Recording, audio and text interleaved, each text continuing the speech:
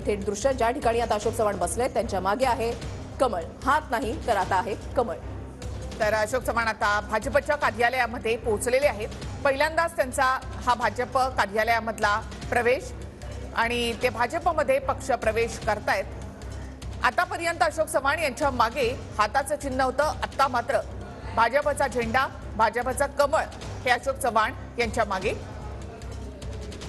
त्यामुळे आता अशोक चव्हाण यांच्या हातामध्ये आता कमळ दिसणार आहे आणि काही वेळातच हा पक्ष प्रवेश होतोय. तर भाजपाचे मुख्य प्रवक्ते केशव उपाध्ये यांनी अशोक चव्हाण यांचं या ठिकाणी स्वागत केलेलं आहे.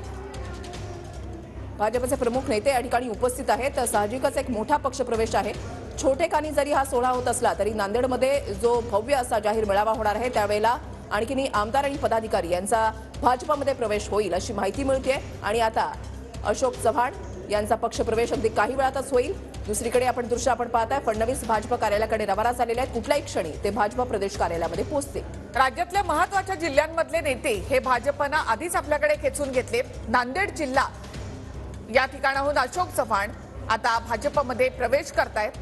जवळपास 41 वर्ष काँग्रेसमध्ये सक्रिय राजकारण.